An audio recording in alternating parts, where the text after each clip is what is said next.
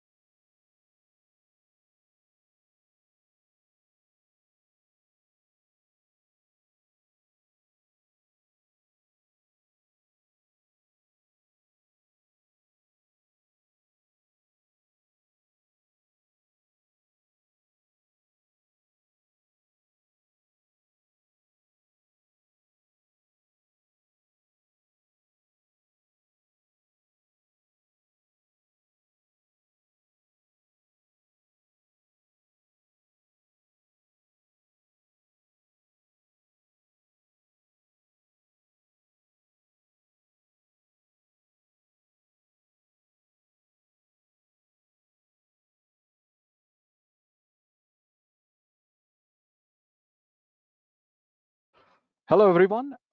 Welcome to the webinar jointly presented by Tegutech and SolidCAM on solutions for mold and die machining for 3-axis. This particular webinar is going to be distributed into 2 halves. The first half will be taken care or will be presented by Mr. Prasad Kokche of Tegutech India.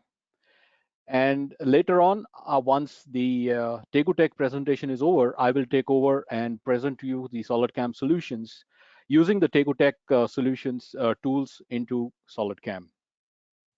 So we have an agenda for today. And our agenda for today is introduction to SolidCAM. That's my part. Then we have the 3-axis offering. And then we have the live demo. I'm going to show you most of the technologies that are used in 3-axis mold and die machining inside SolidCAM. And then we'll have a quick recap of summary and Q&A. So before I hand over the stage to Mr. Prasad Kokche, I would like to just give you a small brief introduction about SolidCAM.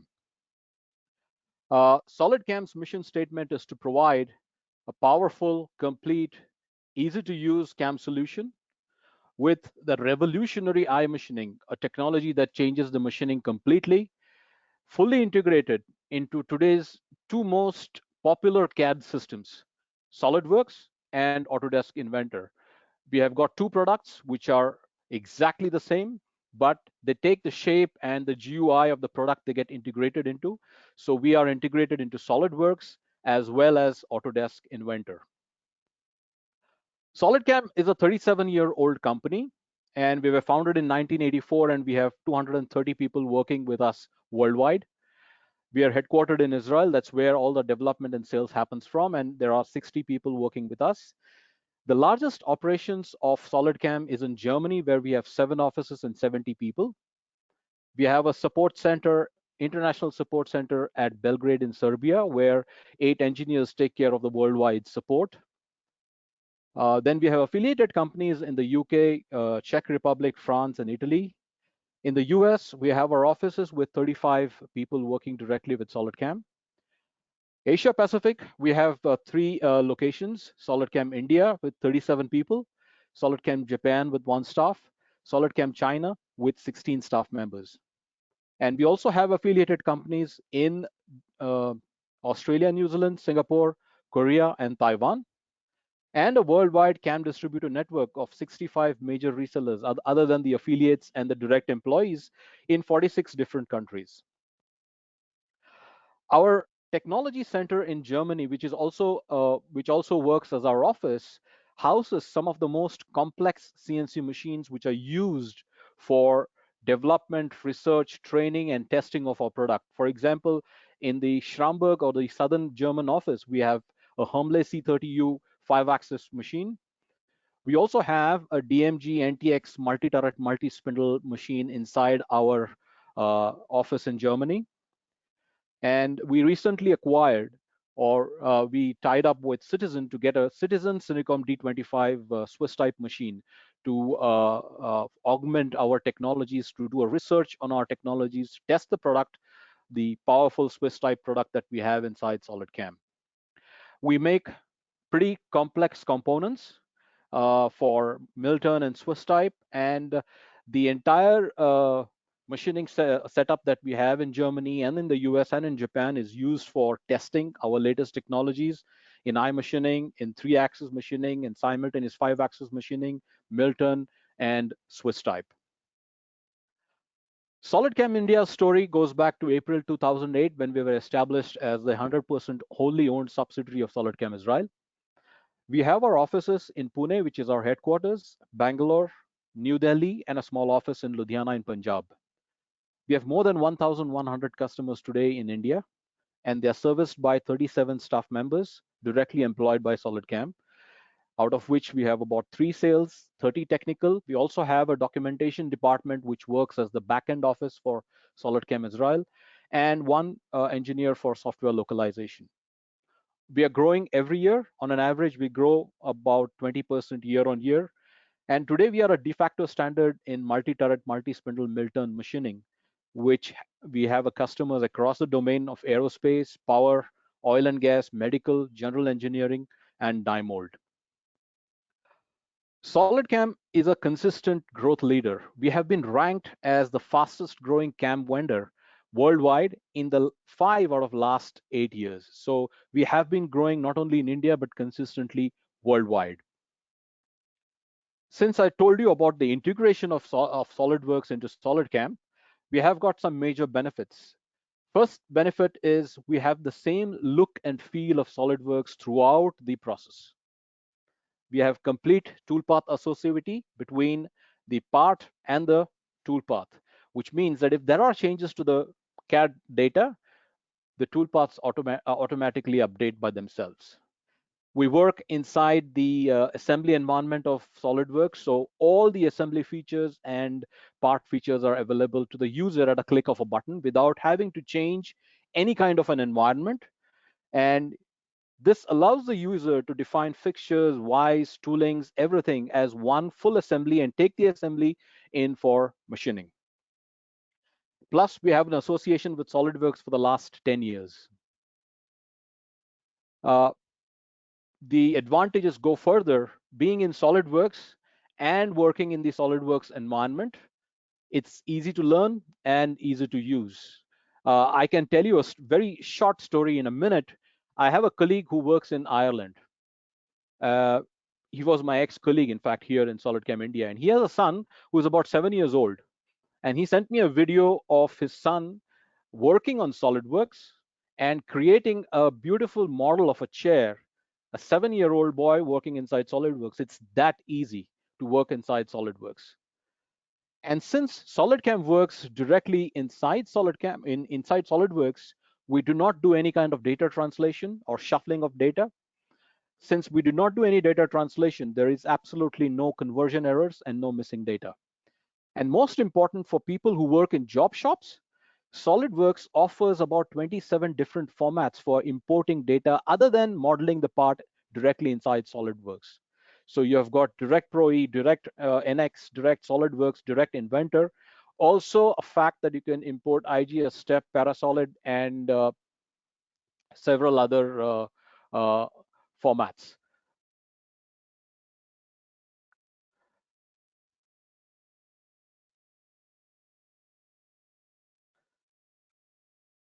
Right.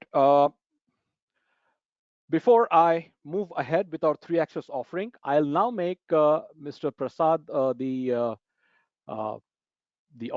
presenter, and Mr. Prasad Kokje will now present the Tegutech solutions for you, and then I will take over again. Mr. Prasad, you are the presenter now.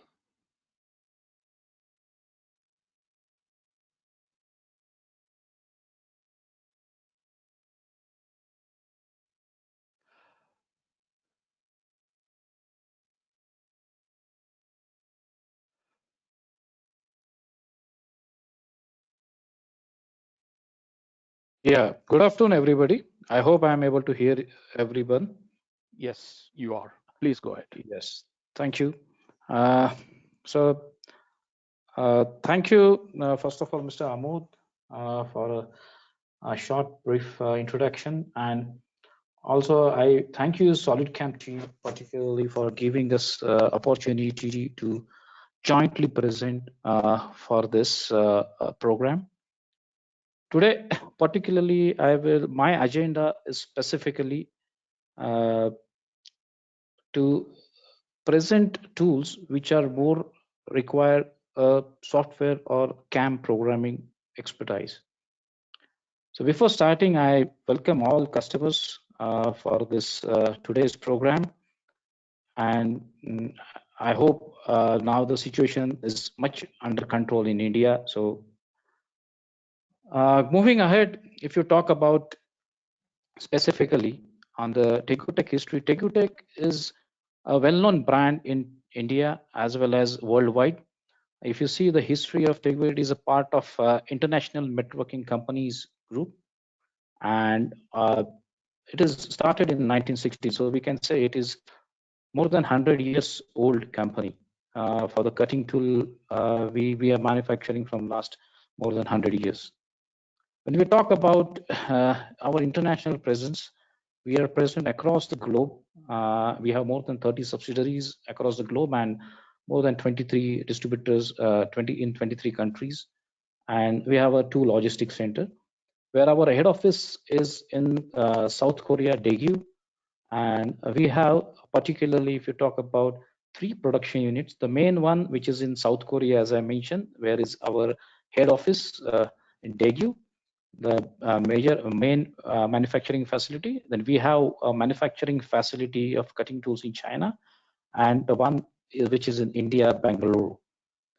So if you talk about in India, we have the complete manufacturing and R&D team where we focus particularly on a complete product range of cutting tools. When we talk about cutting tool complete, we take care of turning, parting, grooving, thread making, hole making, milling, solid end mills, tooling systems, and of course the boring systems. So we are a complete tooling solution provider if you talk about for all the applications. And as a philosophy, we are your particularly partner in cost reduction. So cost reduction is not only by the what we talk about just by reducing the cost of the manufacturing, but there is a different techniques we use, and for that we are here. So when we talk about in today's scenario, the productivity plays a very key role.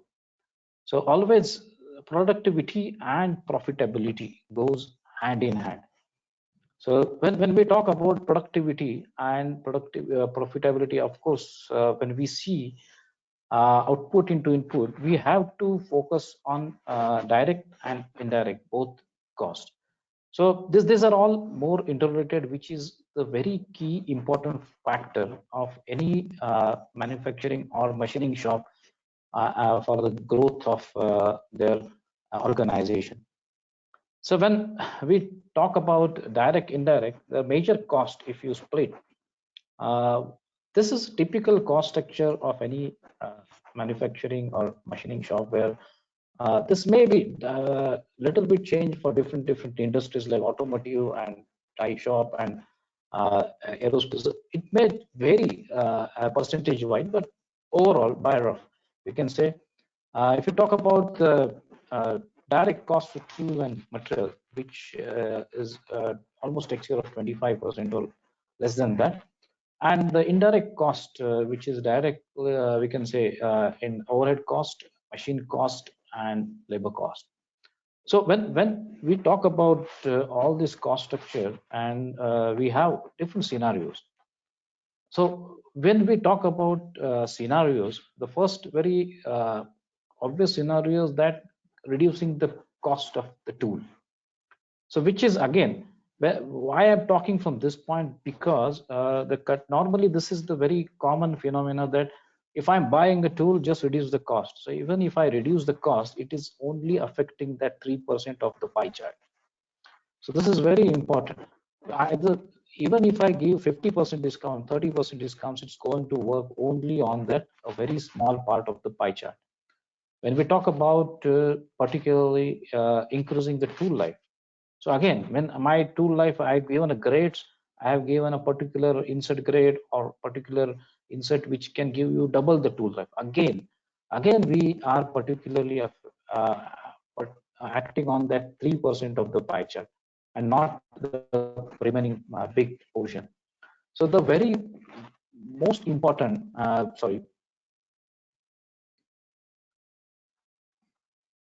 extremely sorry. So the most important part is that the third one, where we increase the productivity, which affects on almost 60% of the pie chart.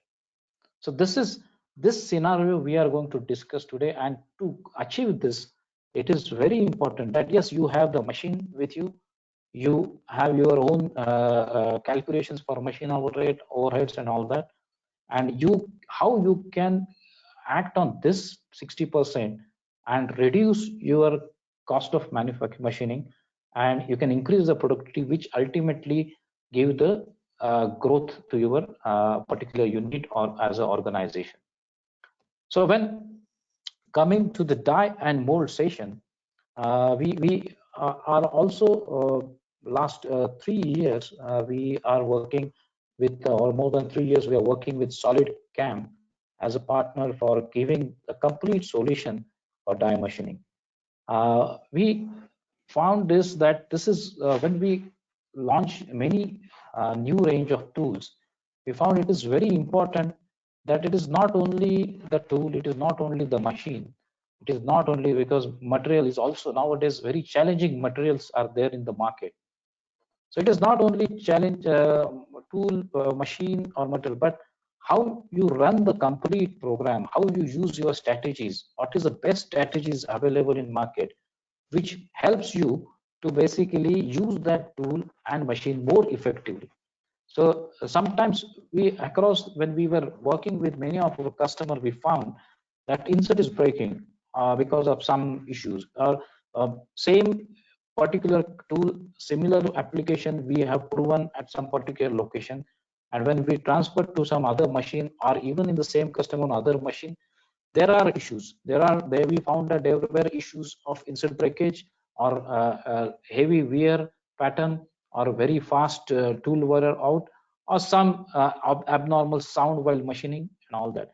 So when we started analyzing along with the SolidCAM and team, also we have done many joint activities in North region also, we found that when you work on this tooling, particularly along with typical strategies, which can give lot of benefits from the point of view productivity and tool life. So we were very successful in projects handling jointly. So we decided to work towards benefit of our customers and to give them a complete solution as a package. So when we start working with the die and mold, we particularly talk about material removal rate. So this is a very standard, and everybody is aware how you calculate material removal rate, which is very important for calculation of productivity and all. So when we talk about this particularly, feed, depth of cut, step over, and these are all formulas we talk about, a lot of calculations we do. But ultimately, if you see in this, we found that the cutting speed If you increase the cutting speed, effectively you get higher RPM and you can work on much faster, much higher feed rates.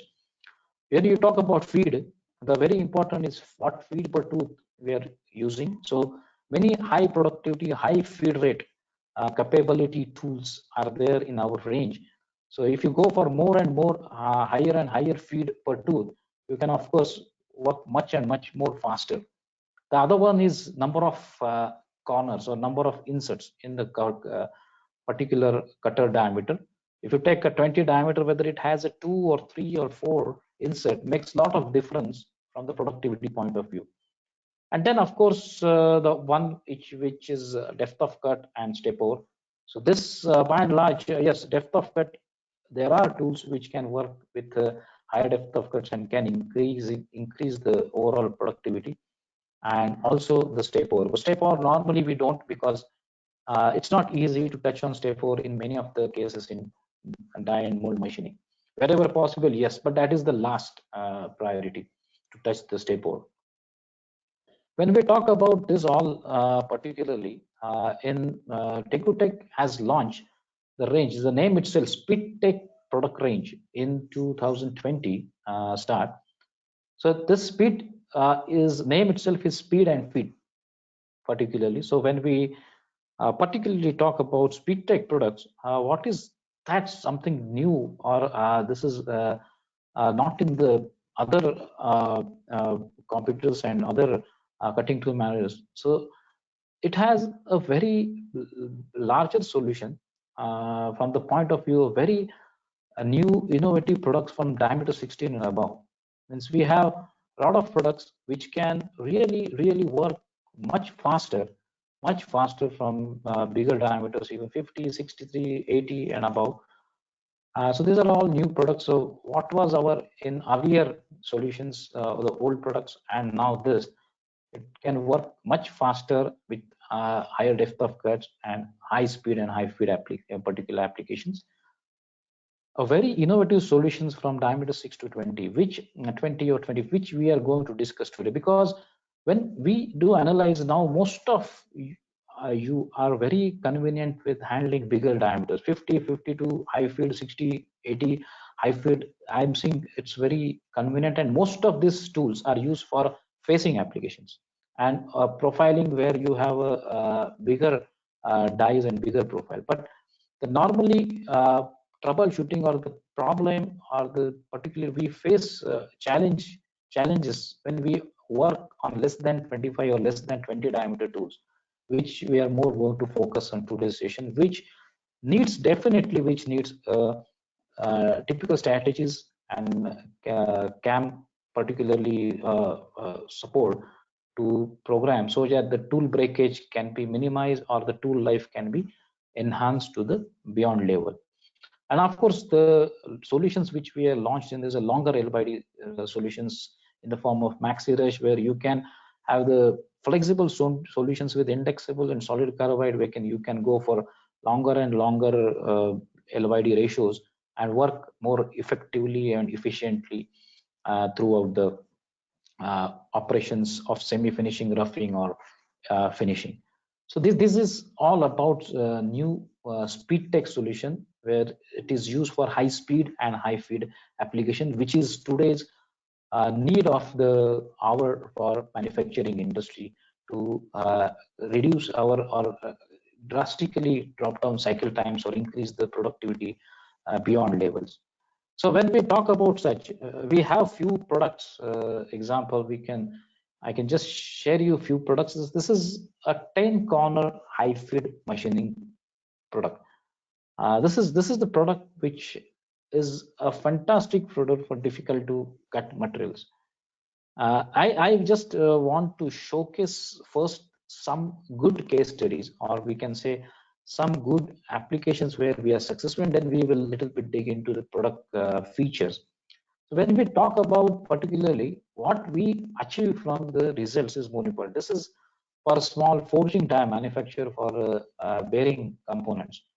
When you talk about such kind of applications, we never come. We normally this customer is using was using round inset from last many years, which is more conventional and more easily available.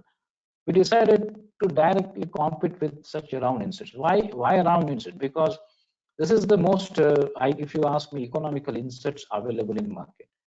But is that really economical? If you see this trial report, when we talk about the requirement when the production levels are very high, we can see here what we are particularly doing.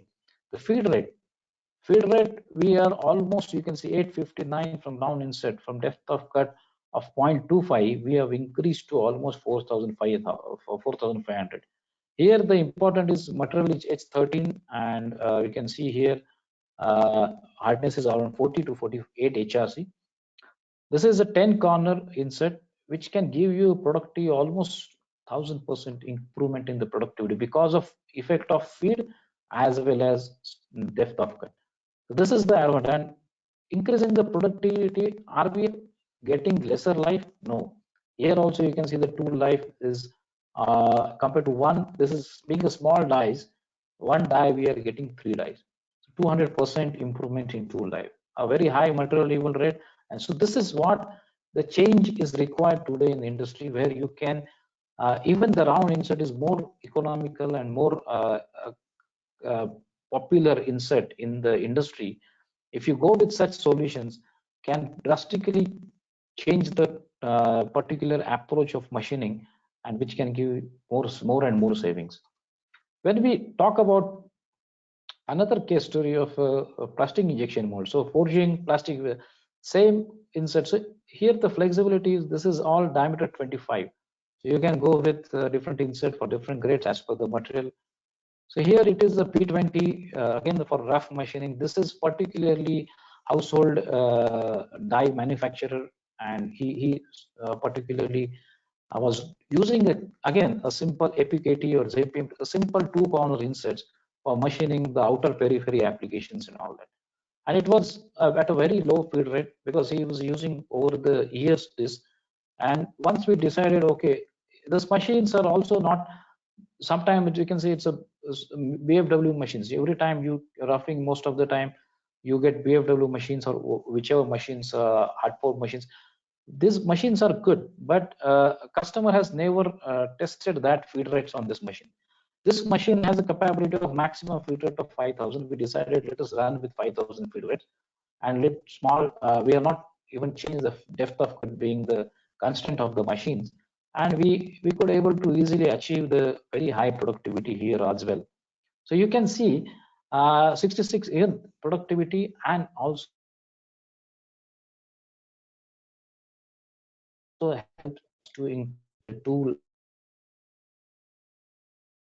life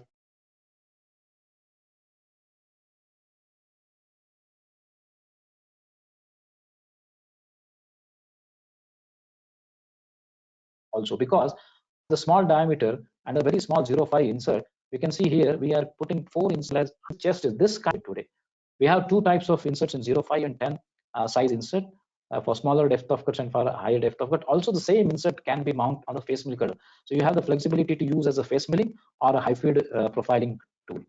So this product can be used by multiple. Again, this requires the strategy expertise, whether it is a helical ramping, there is a plunging. So these are all different strategies how you use. Will many of the times in customer end we have seen the plunging outer, when you are machining the punch or a bigger dies, the plunging is a better solution. Z level directly plunging, like we have shown here, and gives a drastic cycle time reduction. So this tool stands from diameter 20, it's head effective 3, and also it is available in face milling type of solution also in 0.5. So which is more popular in die and mold machining, particularly 0.5 insert. So you can see a small video where we can see here the feed rates are around 8,900. Depth of cut around 0.5. So you can do all practical helical milling, slotting, pocketing applications with this tool. So this tool is capable of all applications which you can do with a regular high feed cutter. The another very interesting product which can replace a solid carbide solutions available in the market is mill speed. This I'm starting with the success cases so you can have the feeling that capability of the product. So here you can see here particularly it's not that every time we have to increase the feed rate. Here we have purposefully dropped the feed rate and we have increased the depth of cut because this material is SS304 or even sometimes this solutions for difficult to cut. If you reduce the feed rate little bit and your insert is capable of taking the higher depth of cut, makes a lot of gives higher productivity. Also, the insert tool life. So this is we can see the insert tool life is increased from 25 minutes to 65 minutes. So increasing depth of cut does not mean you will have effect on your tool life. So because the capability of this insert can take 4 mm, yes, but most of this application in die and mold machining, we work 0.5 to 1 or 1.5 mm depth of cut. So here we decided to increase the depth of cut and drop the feed rate. So it has given again the different strategy, different approach. We could able to get the higher productivity and as well as higher tool life. When we talk about there is another case study. Again, it's with solid carbide. Here you can see it's with diameter 8 solid carbide. Against that we have done with a two corner, two Z effective CVKT. This is a very small insert, 0.5 mm insert. And effectively here the basic difference is because of you can see the cutting speed. We have increased the cutting speed because here again you can see the material is high chromium steel. Again, it's difficult to cut material, particularly for a tube die. And we found that particularly increasing the cutting speed as we this is comes under speed tech, so high speed and high feed. So we increase the cutting speed and a feed rate.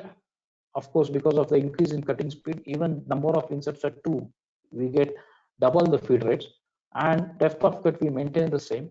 And this is for a typical slotting and pocketing applications. So it is both slotting and pocketing. So you can see the change in particularly economics. So very high material, double the material remote rates, and also drastic improvement in the tool life from 6 meters to 24 meters. So productivity and tool life both is benefited with this. So this is product name is mill speed. You can see the product video. Practically, you can do helical ramping, straight ramping, slotting, pocketing applications.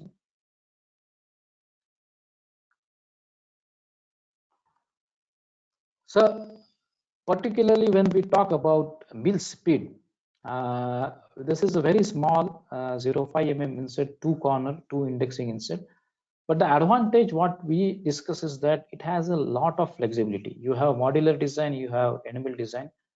The diameter regions 8 mm to particularly 16 mm, and you can see here 8 mm to 40 mm, and you can see a different chip breakers for M, L, and HF. So high feed inserts are also available with CVKT 05 mill speed range of tools. The another important part in this is that it has a very good flexibility compared to solid carbide. The reason is that you have 6 to 14 range, you have a bigger screw, and you can go up to maximum 7 or 5 mm depth of cut, and different grades for different material. It will give the true 90-degree also. And when you talk about other two corner inserts which are available in Tegutech range as well as any other, it has a unique shape of the insert which gives the higher thickness, bigger screw, as well as a bigger pore diameter. So you can position actually more insert with the same diameter, 3 inserts in 10. So more the insert, more the feed rate, feed per tooth, more the feed rate, and ultimately more the productivity. So this is all we talked about. So here again, same thing we want to demonstrate when we talk about 8, 10, and 12, most popular sizes of solid carbide in mills.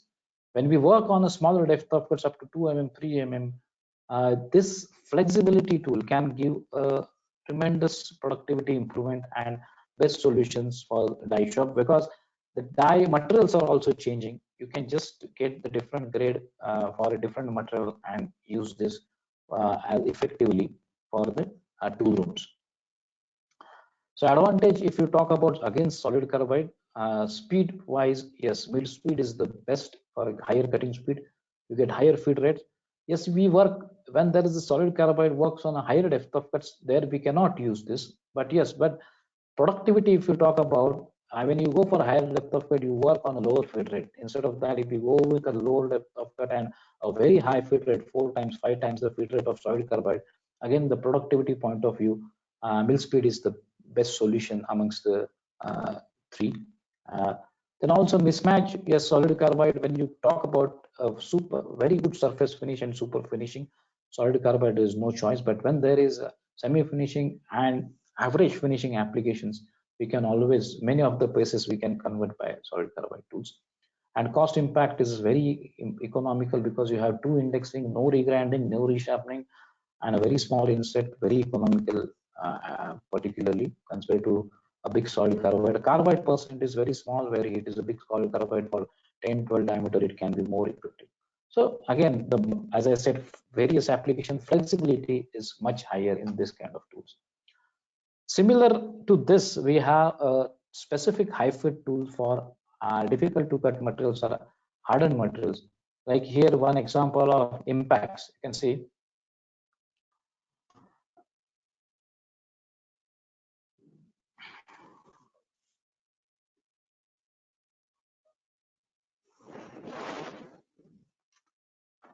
Sorry. So this, if you talk about this application particularly, I just want to highlight the feed rates. Even our SolidCAM team also has experienced many of this tool in different applications at a very high feed rate.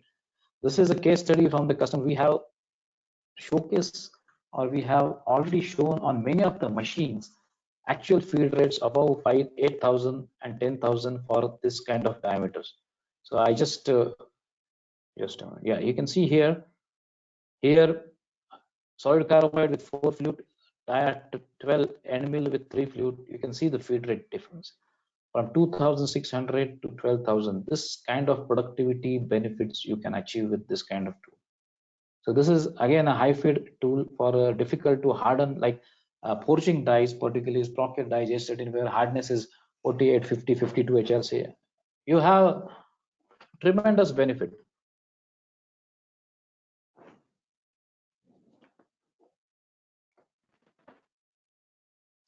So this is one particularly tool which used for basically high feed application. We have actually this type of inserts was in Tech range for bigger inserts, but now the diameter range starts from 8 mm. But very effective tool for a smaller diameter where you can actually get a tremendous productivity benefit. Here once again you see the approach is different everywhere. You can see here we have increased the particular again solid carbide cutting speed, feed per tooth, and overall almost double the feed rates. Also a small increase in depth of cut up to 0.5, 0.7 you can go, even up to 50, 52 HRC and a high feed rate. And there is a complete cycle time reduction more than 50%, 60%. Also, we can see the particularly increase in productivity. So this productivity increase also gives a tremendous benefit on tool life and particular tool life per minute, cost per economy. So this is one where we discuss about chest 4 feet. Why I want to showcase case, because this is what we have already proven at customer end. Many of you have given us opportunity to prove this performance. We have a different sizes of this particularly inserts. You can see across up to 13 bigger inch. Big solution. Also, you have the flexibility with a modular design. You can go with the different shanks, heavy alloy steel shanks and carbide shank. Also, you can interchange the cutter on the particularly machine itself. No need to remove the cutter. The change over time is negligible. You just index the modular head and you can start working. So this type of arrangements also you can do with Maxi shanks. Sorry. Then we talk about chest feed particularly. This is another for high feed product with 4 corners. Here, I just want to show this is very programming technical diameter. Why I'm showing this product, that many of time we don't give this information, or it is available in our catalog and all that. but ramping data and all that has to be used, because every manufacturer has their own standards of insets, particularly in milling. So I always recommend to please refer this particular programming strategies. But SolidCAM or any most of this CAM softwares has their import fantastic method I have seen in SolidCAM, where you can import the STP or 3D file. Then all this data is not required. If you can use that method, then it is very, then the programming errors are less, the material left over and the calculation part is very less, and you can work more effectively without making major mistakes. So just quickly, that this tool, when we talk about a tool life 500% with the higher feed rates, so many, when you talk about conventional round insert, many case studies where we can increase the depth of cut on a higher L by D, also 5 to 7 L by D particular applications. You can maintain the depth of cut also. We can reduce the depth of cut, increase it, but ultimately it should affect on higher material removal rate and higher tool life, which will give you the lesser and lesser cost per die. So this is all. I just wanted to, even with a two corner high feed, four corner high feed gives a much better results. So this is also one of the PDC die maker H1348 HRC. We can see the productivity 436% increase in productivity to is around 140. So achieving this and the best cost economics in die machining, I think we have to select the proper tooling on your available machines, as well as on the available or the material which we want to cut, whether it is a nitrated die, whether it is a hardened die, or it is whichever is material die. So you can see overall results, the very good benefits on productivity and tool life both. So when we coming to the last and very important part, that what are the important factors in die machining, if you divide, is that productivity is, yes, any die shop or any tool room, the most important is productivity, how fast you produce. Second is, of course, the surface finish and accuracy. You cannot compromise with required surface finish and accuracy. You need an excellent surface finish accuracy, because it has to give you the best possible die life. That is, number of final components which are coming out of die per die is requires to be high. So you cannot compromise on surface finish accuracies, all this, and to achieve the best die life. So when we talk about these very three important factors of any die or tool room, die shop or tool room, when we talk about this, the very important how you can achieve the higher productivity by high feed machining, by increased depth of cuts, by use of high productivity tools like this tri-wall and different copy milling cutters. But more important, when you use these tools, the more important is your programming skills. So what are the strategies we can, how to import, get these tools into your CAM software and use it effectively, that we will see in the second part.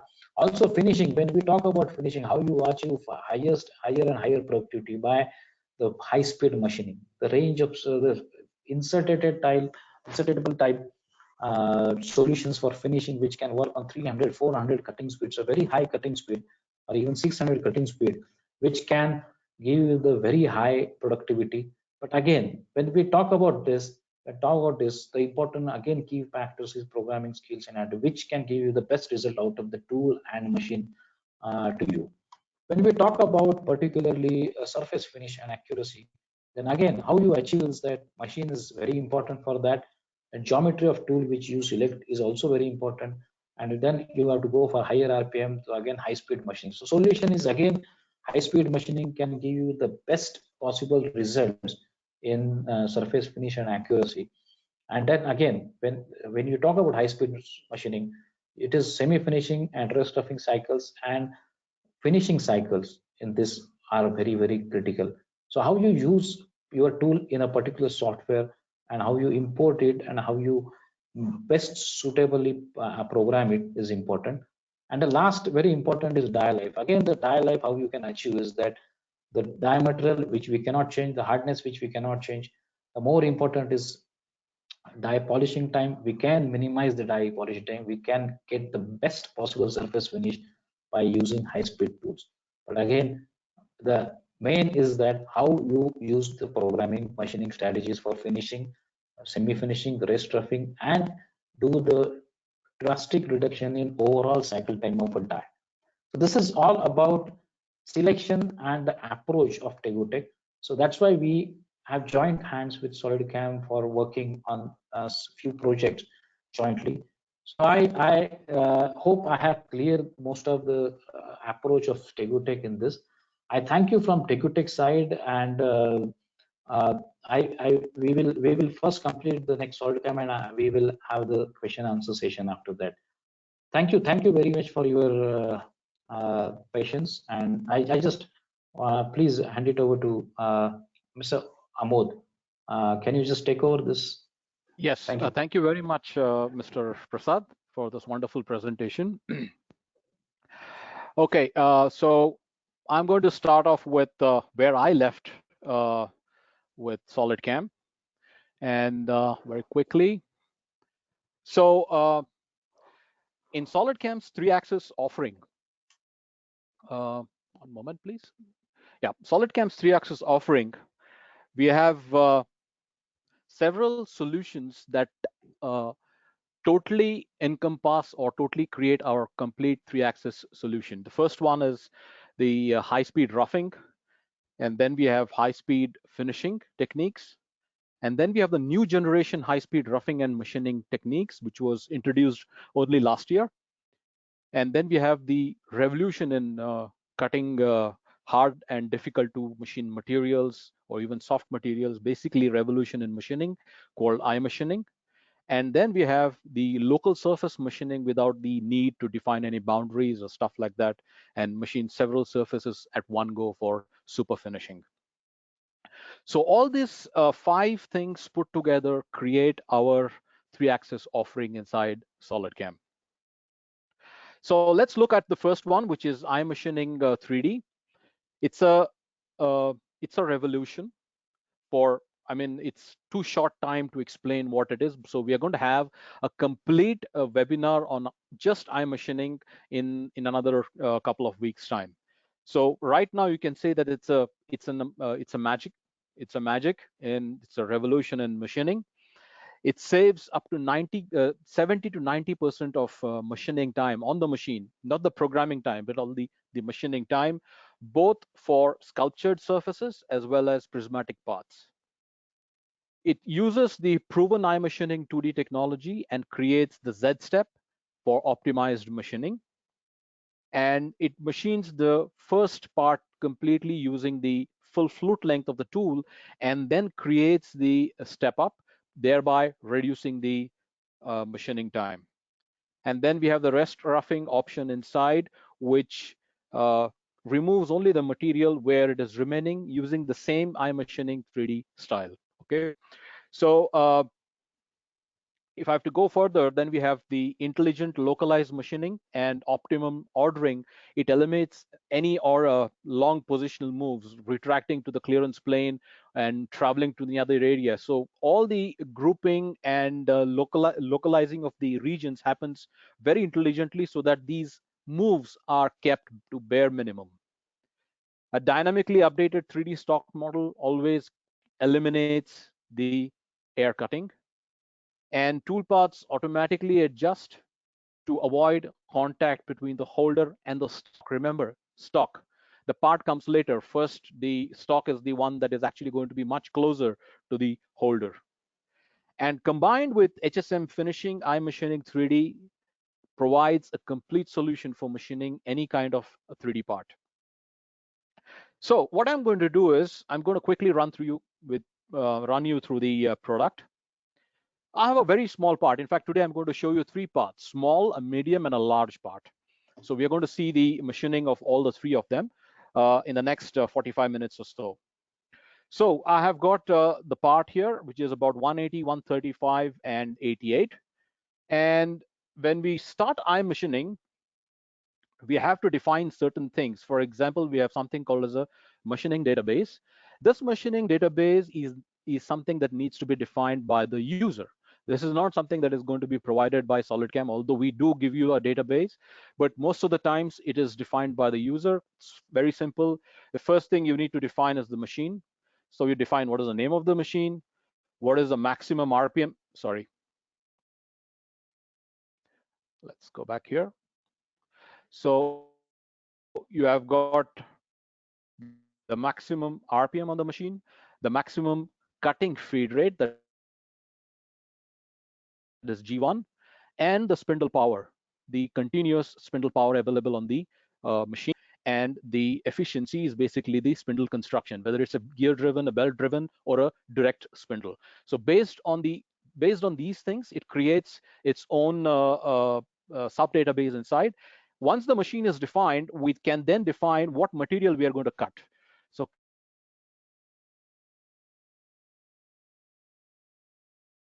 currently for this particular part, I've selected Impax Bowler, which is a 48 HRC tool steel. And all we need from this material, and this ultimate tensile strength can be obtained from two different sources.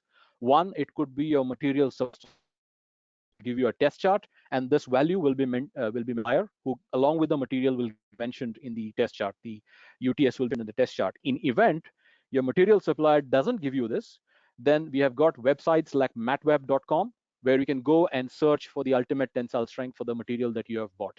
You may not get the exact material, but you'll get the one that has got the similar composition. So once the material and the machine is defined, all I need to do is to define the iMachining 3D toolpath. So I'll edit this toolpath. So I have got the target. So this entire target is to be machined. The stock is already defined as a box. The tool in this case is a 16 diameter end mill, and it has got 4 flutes. And the most important thing here is the helix angle. The helix angle influences a lot of things in cutting. Although many of us are even not even aware, when we order the tool, we are not even aware what helix angle the supplier is giving us. But the helix angle plays a very critical role here in iMachining. First of all, it provides a feedback to the user saying if the cutting is going to be without a chatter, without any vibration, what is going to be the level of chatter and vibration. So it controls a lot of these things. So I'm going to use the 16 bull nose, 16R2 solid carbide end mill, and my depth is approximately 93 millimeters. So the moment I've defined my machine, the material, the tool, the part, and the depth, iMachining automatically has calculated for me the cutting conditions. So it has calculated what is the maximum RPM that is going to be used for this particular cut, what is the mean feed rate that is going to be cut for this, what is the maximum step over, what is the minimum step over, what is the VC that is going to be achieved out of this cutting, and what is the FZ or the chip thickness that we are going to achieve in this cut. And above that, we also get further more information from the cutting. For example, since I'm using the turbo mode, because if I don't use the turbo mode, you can see that the spindle requirement is just only 1.2 kilowatt. I have 11 kilowatt spindle, and I'm just going to be using 1.2 kilowatt, where I'm actually underutilizing the machine. I could cut the part slower. So by pushing the turbo mode, I can now utilize 6.5 kilowatt of the spindle. That's approximately 60%. We are in the range where the machine tool people tell you that you can be under 70% for optimum spindle life. So we are about 60% of the spindle. Based on these parameters or these definitions, the parameters have been calculated by iMachining. Remember, no calculation here is done by the user. The user only defines what machine he has to cut on, what material he has to cut on, what tool he's going to use, and what is the geometry to be cut. These 4 items, when they are provided to iMachining, everything else is automatically calculated by iMachining. The user simply has to say, save and calculate.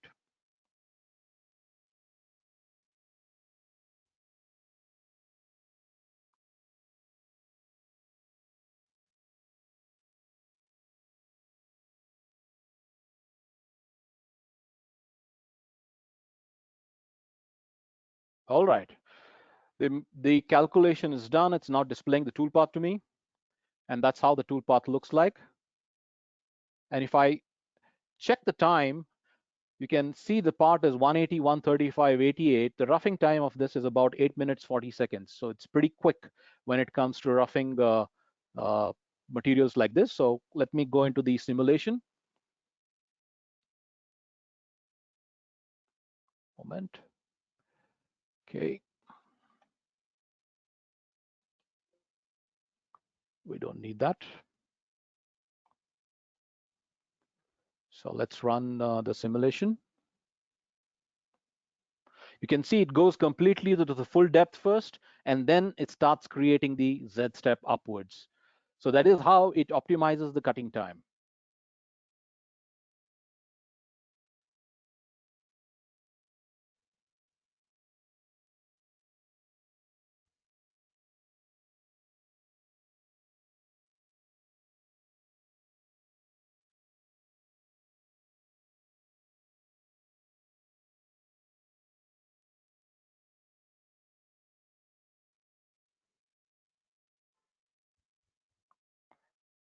All right.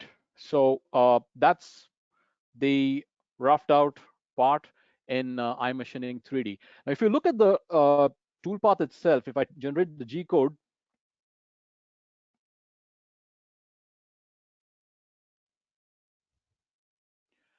another very important thing is with SolidCAM, every license, you get an option to get a licensed version of Simco Edit.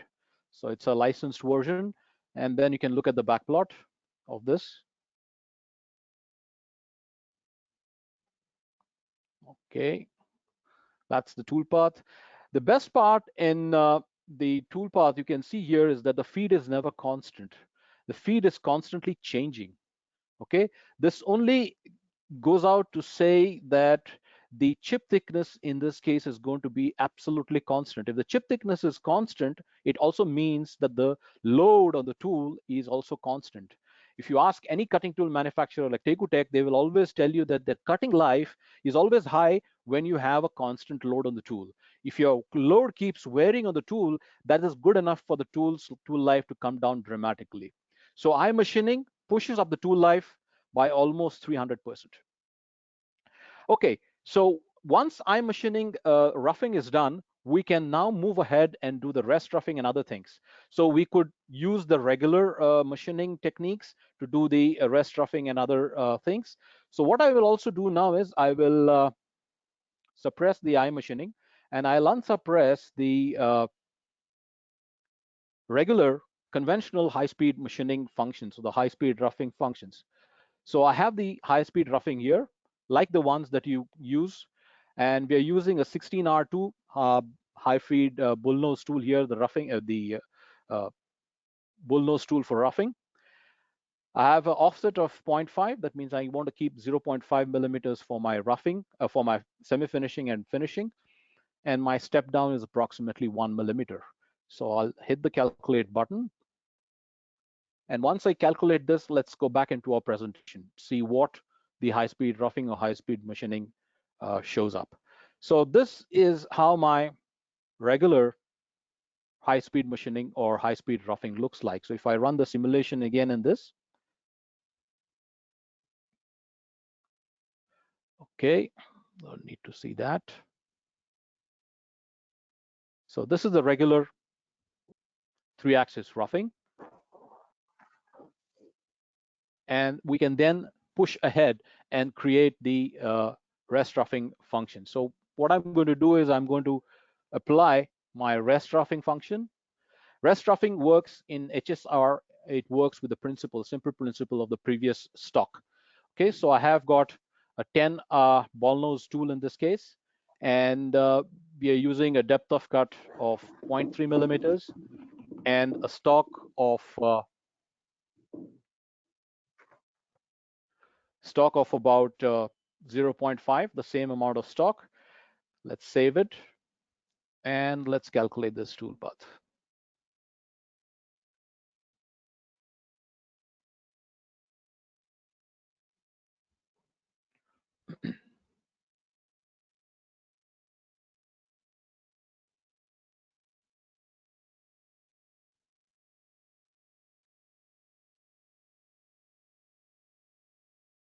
Done. So you can see that it has done a pretty decent job as far as the profile area is concerned, but somehow it's also moving into the areas where I don't like it. It's unnecessary.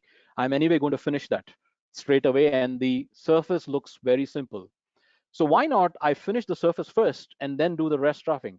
So what I can do is I can reorder the operation, and I can take what we call as a new generation geodesic machining and move it right underneath the roughing and calculate this. So in geodesic machining, what we do basically is we select a group of surfaces or a model itself and ask it to machine between two curves or machine parallel to a given curve. So I'm going to show you the parallel morph between two curves machining here.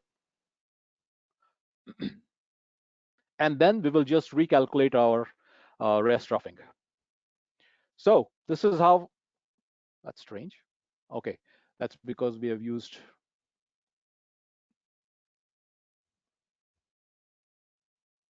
let me just look what happened here. Ah, okay, that's an automatic boundary. Let's change it. No. Okay, let's define a new boundary. We used an automatic function. So maybe the automatic function doesn't like.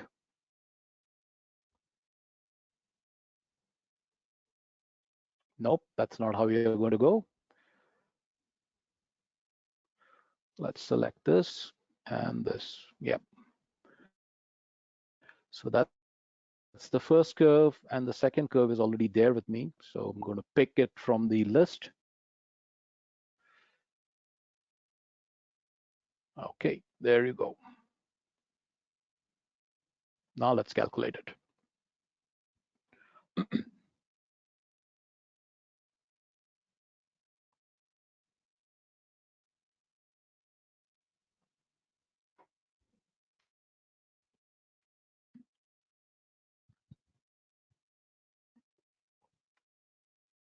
Better. Okay, so now it looks much better. We can see that it's done very neat toolpath right from the start till the end. It is using what we call as a maximum step over. Now I can calculate the roughing rest roughing toolpath. So you can see that it's rerun stock updation because there is a change in the order of the toolpath, and then it will run the calculation of the rest roughing.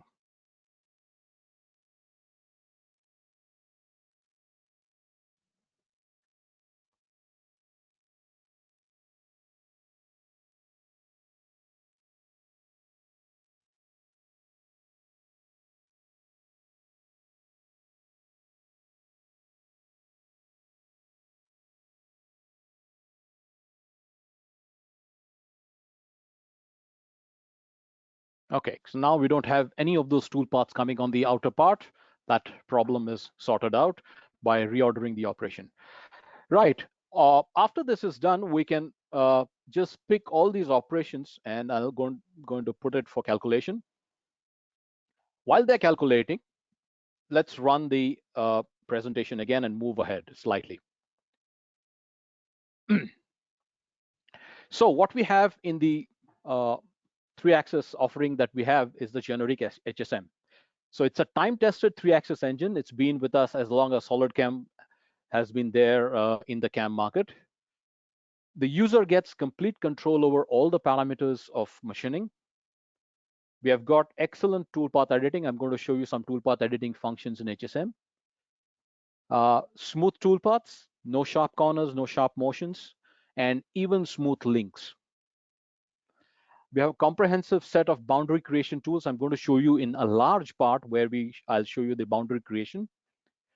And we have got 5 different roughing options. You can rough the part the way you like it. And 20 different finishing the parts. You can finish the way you want it. So we have got complete control over the entire part definition.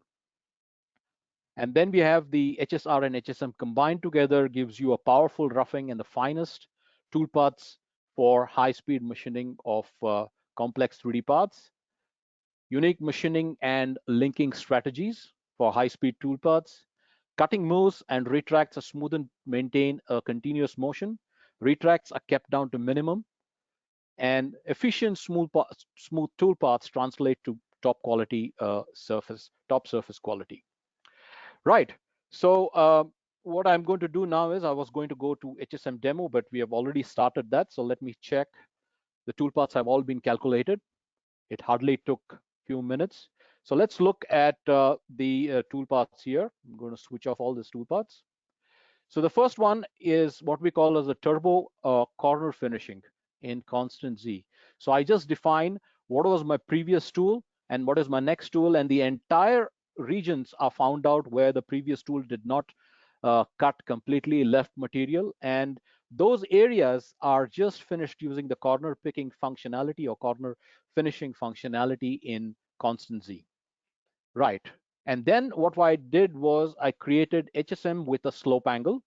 I said between 45 and 90 degrees, you create constant Z toolpaths, and beyond between 0 and 47, you create linear toolpaths. Now, for some reason, I don't like the toolpath going into this orange areas, okay, because I would like to machine these orange areas in a completely different way. So I'm going to edit this toolpath, which we call as the toolpath editor, and I'm going to edit with the boundaries. The boundary basically will be not that, so sorry. So I'm going to pick the boundaries from the,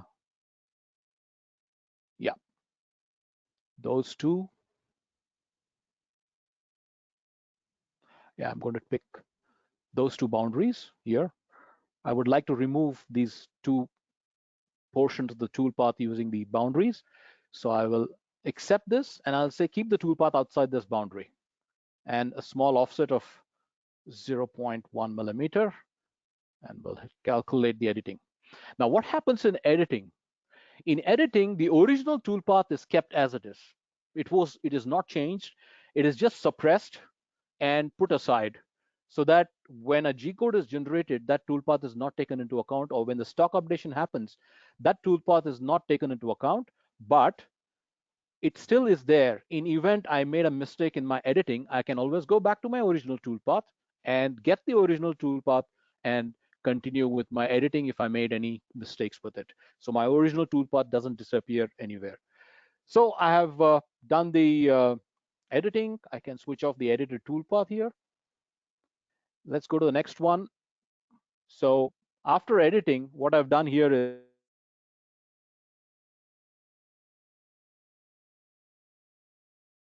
is I have machined these areas using the constant step over principle, as I've done with constant step over, and then I have done the rest machining.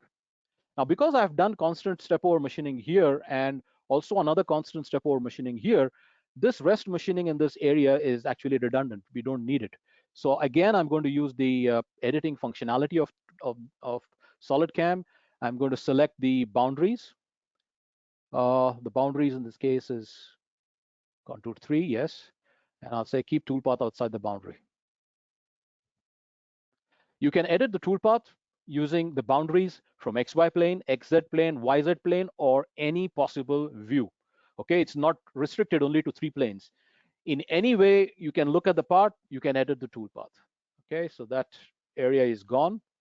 My original toolpath is there as it is, and I've got the edited toolpath, and also I have the toolpath here. Right. So that was a bit about a small part. Let's look at slightly bigger part than this. So I'm going to open uh,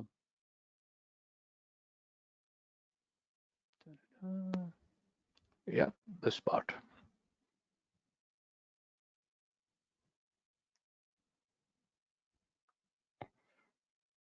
So I have a slightly large part here. If we look at the dimensions, it's about 400, and on the width side, it is approximately 200. And if you look at the height, I think this is the deepest point here. Yeah, This is approximately 76 millimeters. That's the deepest point. So it's about 400, 200 by 76. And this is the part that we are going to work with. Now, what I've done here is I'm using what we call as a new generation roughing and finishing techniques. I will explain to you in our presentation what these new generation techniques are. So what I have in the toolpath here is I have contour roughing, where I'm using a 32R 1.9 high feed bullnose tool. Uh, the depth of cut here is about 1.2 millimeters, and the step over in terms of the flat area of the tool is about 40% of that flat area. That is a step over. The best part here is the fact that I can do arc fitting. I can do arc fitting to reduce the size of the tool path. It dramatically comes down. It dramatically cuts down the uh, size of the toolpath almost by 50-60%. The size of the toolpath comes down. So we have that very important thing here. So I'll just calculate only the first one, then we'll move to the presentation. Somebody asked me to show the simulation. I'm coming to the simulation of the small part.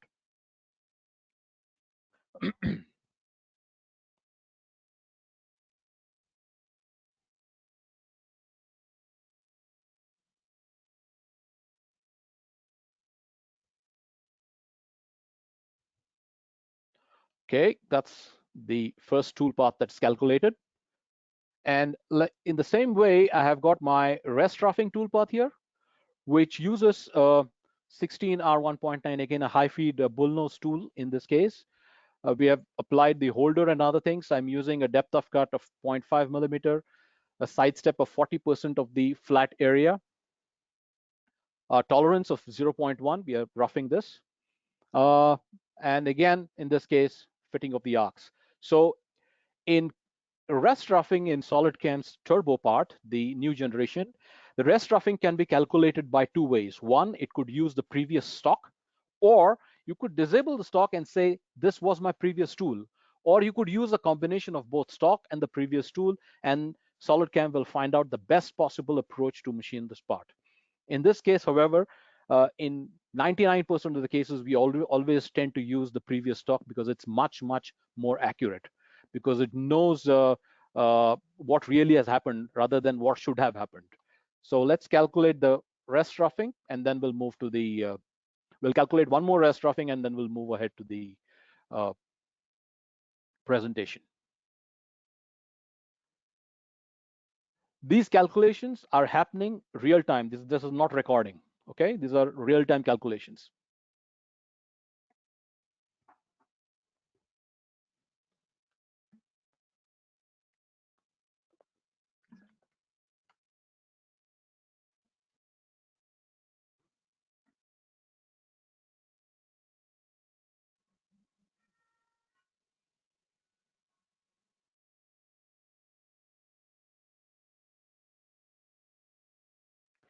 Okay, so that's the rest roughing function.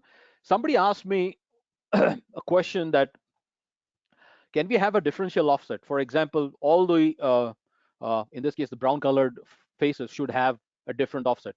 0.5 was the profile offset. All the brown color, because they're flat and they'll be just done within one pass at the end, should have a smaller offset. Of course, SolidCAM allows you to do that. When I go into my geometry here, I've got the target. My target is 0.7. Entire target is 0.7. But I can reduce from this a group of surfaces from the entire model.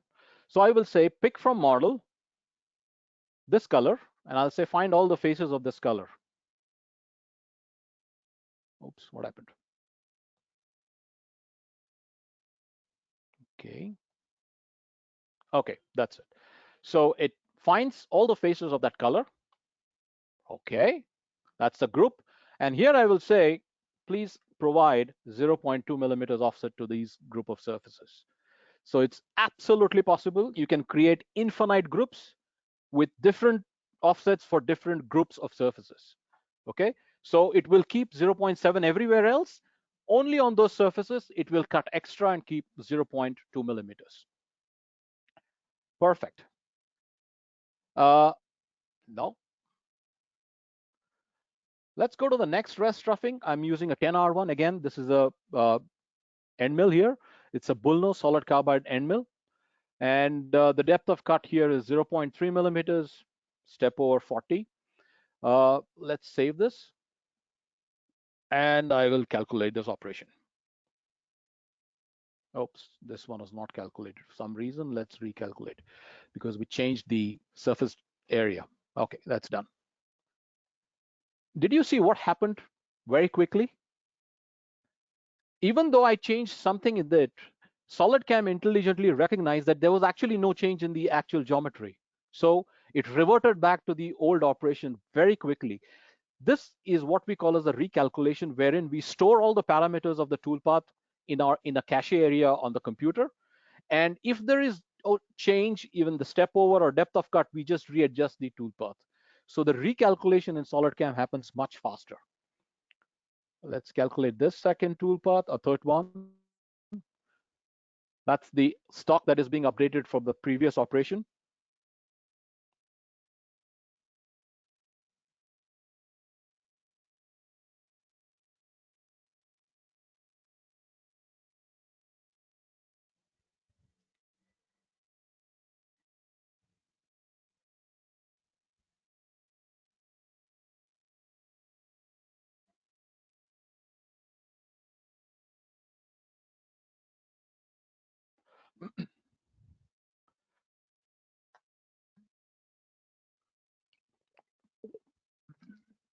The most difficult part in 3-axis machining is when you have multiple rest roughing toolpaths. That's the most crucial portion in 3-axis machining.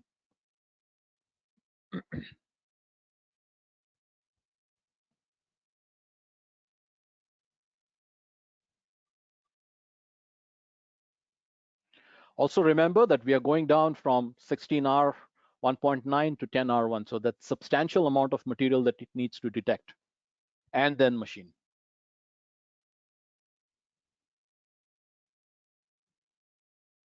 So this particular approximately it will take about 1.5 minutes to calculate.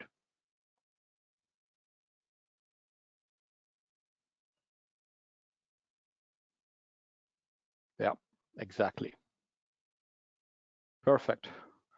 So you can look, first of all, there is absolutely not many jumps, and it has detected material exactly where the previous tool has left, and it's just cutting those areas. Okay. Somebody asked for the simulation, so what I'm going to do is quickly run the simulation of the first three operations, and we are going to use the new SolidCAM simulator. Right. So let's run the simulation. I'll reduce the speed for a little bit.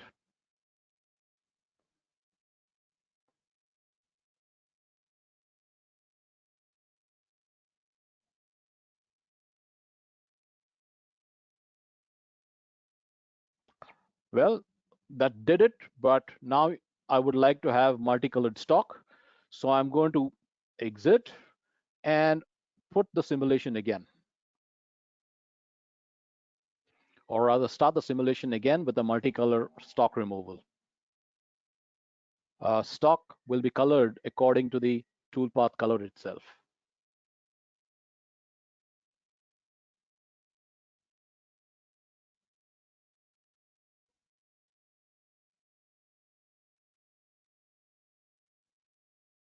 Perfect. So that's how the roughing happens inside SolidCAM. What I'm going to do is I'm going to put all other operations to calculate, and we'll get back to the final calculation after we have just gone through the presentation. So that's running at the back end. Let's look at the somebody asked me, is it possible to machine without a senior programmer, whether the model is loaded, will it automatically get calculated? Of course, We have something called as a template-based machining, and the senior programmer can just create hundreds of templates or tens of templates and say, for large dies of this nature, use this group of templates. For small dies, use this template. For medium dies, use this template. If it's aluminum, then use this template. If it's P20, then use this template. You can have a group of entire process templates, and the junior programmer will just pull the template and apply it to the geometry that is given to him without the need of any senior programmer being. What we are doing basically is capturing the intelligence of the senior most programmer. We are capturing the intelligence of the senior most programmer into the template, and then using the template and applying the template to the geometry. The geometry can be anything. So the Turbo HSR and HSM is a new generation 3-axis engine. This was just developed in the last 2 to 3 years. So it uses all of the new architecture that is currently available on the computer as well as on the software development side. Extremely fast toolpath calculations, uh, lightning fast recalculation of the toolpath. I'm going to show you some finishing toolpaths, how quickly they calculate on a computer and how fast they are in terms of calculations. It utilizes the true 64-bit calculation architecture of the computer when it's calculating the toolpath. And the most important thing is minimum definition of parameter, whereas HSM was complete user control, Turbo HSM is more of automation. So we have got both, best of both. For roughing, we have got contour, hatch, and rest roughing. And then for finishing, we have got the most used finishing options in Turbo. Constant Z, linear, constant step over toolpaths, as well as the rest finishing toolpaths are available.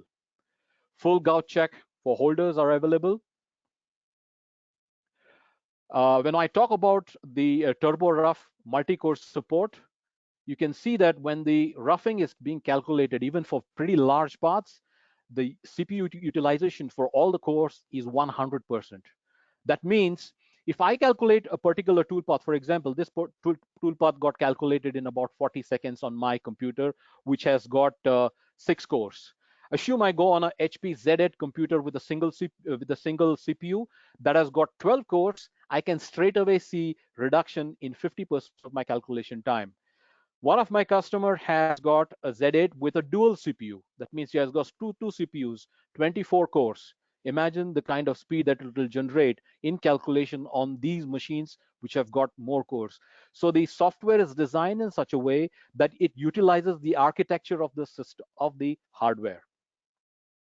So it has got 64-bit support, so no limitation on the memory, and the speed of calculation increase as the cores increase in the computer. Somebody had asked me this question, but I already showed you this. We have got multiple surface offsets. So it allows you multiple surface offsets to be defined. Very useful function when you're machining, especially the dies, where you would like to keep a different offset for the parting surface and different for the profile. You can create infinite groups with different surface offsets. And for strategies wise, we have got hatch, we have got contour roughing, and we also have got the rest roughing functionality. Rest roughing is more powerful. It uses, like I said, it's either based on the stock or previous tool approach. Users can define what is the minimum stock that it should look for, not unnecessarily go and remove on the scallops, but what should be the base minimum stock that it should look for, and it will go and cut only in those areas. Arc fitting is possible between the passes to provide a very smooth transition to go between the passes. And also arc fitting in terms of the toolpath itself is given to reduce the toolpath length and improve machining quality, especially on older generation machines. For the constant Z machining in Turbo HSM, we have got both adaptive as well as flat area step detection. We can do zigzag, one-way, and spiral strategies. And in linear, we have got parallel cuts with both scallop definition as well as adaptive step over. It has got automatic optimum angle definition. When you define a slope angle and it gets different areas for machining, it decides on its own what will be the best possible angle of machining in XY plane for that particular region. I'm going to show you now. For example, in this particular region here, you can see that it has got several regions to cut because of the slope angle. It decides on itself which would be the best possible direction of machining for each of these regions. Okay, that's what we call as the optimum angle uh, in um, in machining. Okay, it basically takes the into account the angle of the profile and generates the best possible direction. Also, we have got 3D constant step over, which is again based either on the step over or scallop, and we have got different cut ordering and automatic leads and link definition. No need to define your links. They get automatically defined by the software. The user actually doesn't have any control over that because the software does the lead and link definition based on the area that it is linking with. Right, so let's go back to our part and see what has happened here. Okay, it's calculated, perfect.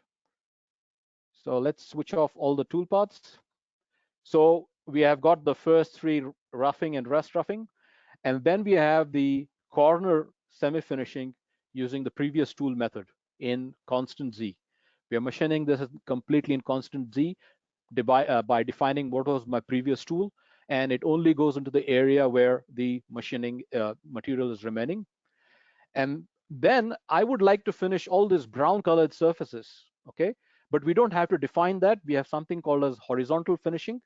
And in horizontal finishing, SolidCAM automatically detects all those areas that are absolutely parallel to the XY plane and uses a bullnose or a flattened mill tool to finish them off so that you don't waste your time using a ball nose and just doing the machining on those areas. That's going to take a lot of time. Not only that, it's actually going to wear out your tool much faster and increase the machining time. After that is done, I would like to machine this pink colored surfaces that you see here with what we call as geodesic machining. Geodesic machining basically, geodesic machining basically is a new generation finishing technique which works on the principle of constant step over anywhere on the surface. Your surface can be vertical, it could be horizontal, it could be angular, it doesn't matter. The distance between the two passes will always remain constant. So we use what we call as geodesic, and this is how the geodesic machining looks like. So it doesn't matter how your part is or how your part surfaces are, the distance between the two passes will always be constant. Okay, so we use geodesic finishing to finish the what we call in forging is the gutter area. And then we have done constant Z machining using the slope angle principle. So you can see all these areas are left out because those areas don't fall in the slope angle principle of the two angles. And then we have done the finishing of the two locks here using constant Z method.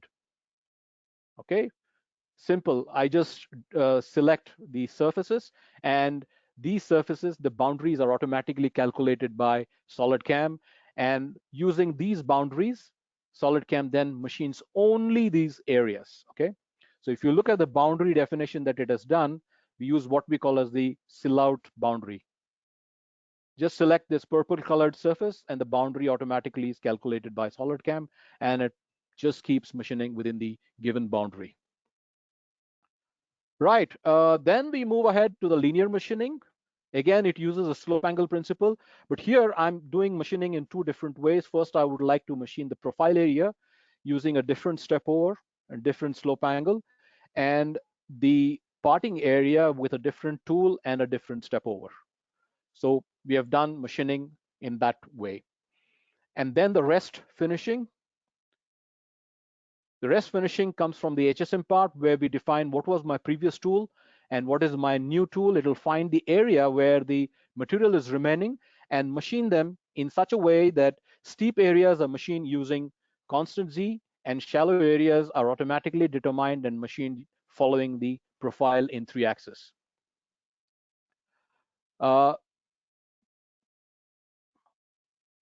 And then once the finishing is over, we do what we call as the super finishing with pencil machining just to run on every corner so that we don't have any kind of scallops remaining on the corners especially.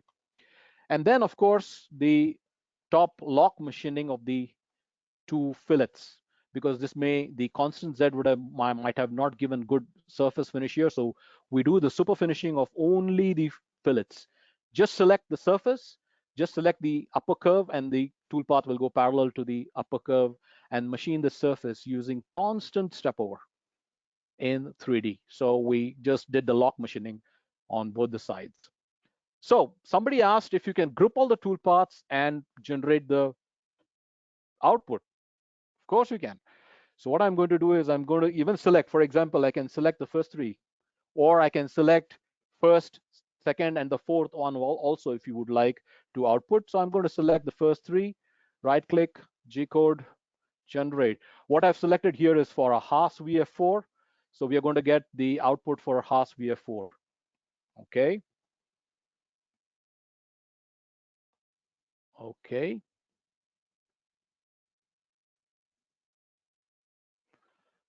So it's generated the G code, and there we have the G code here. So you can see a lot of arcs have been generated in this particular toolpath. So if I run to the back plot, I can see all the back plot out here. Okay, so you can see what it has done is it has generated three programs, 1, 2, and 3. Okay, so it is output in 3.1. If you want, it can output as a single file also. When you say G code, you can generate completely one or generate G code per operation. So you can select everything and output, and it will generate individual files based on the numbering system that you have defined in the post processor. Right. Let's quickly run through the presentation before I go ahead and finish off the webinar today. I'm going to show you a very interesting part before we switch completed. So we have got, I showed you the locks fillet machining. We did that using high-speed surfacing, which is an complementary, excellent complementary module for machining of localized surfaces. You have got advanced control for holders, arbors, and tools. Gouge control basically. It supports standard as well as shape tools, handles undercuts. You can do undercut machining. And it's a very important module for every machine shop. And then we have the geodesic machining, which I just showed you, which is generally it uses a global distance field without a fixed direction. That means it doesn't look from the Z direction to generate your step over. All the CAM systems today will look from one direction to generate your step over. SolidCAM's geodesic will not look from one direction, but looks from multiple directions for the surface to generate what we call as a constant step over toolpath when machining either group of surfaces or the entire model. We also have 3D undercut machining, where you can do constant Z machining using a lollipop tool or a slotting tool, and machine an entire part even if it has undercuts, without having to worry about any collisions with the shanks or the tool. All those are taken care by SolidCAM. So it creates pretty gouge-free tool paths. Before we come to the test cases, I will quickly show you one large part because it's very important from Tegutech point of view. Because when we wanted to machine this, sorry, we have no association with MetalCam. We are completely different. We have got nothing to do with it. They are a Spanish company. We do work with them for some wire EDM solutions, but otherwise we are two different companies. So we have a, oh, sorry, not this one, not this part, but we'll come to this part also, or rather this part itself, but in a different one. Okay, yeah, this one, sorry. So when Tegutech gave us this part for calculating or generating the tool paths for machining, we have a new feature in 2021 where we can import tools directly from cutting tool manufacturers. What do I mean import tools from cutting tool manufacturers? So if I go into my, sorry, I'm working on another screen, so I'm going to go here. You can look at this particular group of files. Tegutech provided us their CAD models of their tools. Okay. Today, in any CAM system, all you can do when you say, I would like to define a bullnose, is that a cylinder with a radius on the corner. But in SolidCAM, in 2021, we have got a step ahead. We have gone not one step, I would say, we have gone miles ahead, at least in the definition of the tools. So when Tegutech gave us these step files, they gave us a step file of the cutter body, they gave us a step file of the inserts. In SolidCAM, we have got a way to convert them to STL and then create an assembly of these STL segments of the body as well as the inserts. And what we have here, for example, in this particular part, this is an excellent part to show every SolidCAM feature, be it HSS 2.5D, eye machining, drilling, tapping, or roughing, finishing, anything. It's an excellent part, does really justice to SolidCAM. So that's why I've picked this part. So if I go into my toolkit, you can see that when I go into my 52R3 bullnose tool, generally CAM softwares will define them as a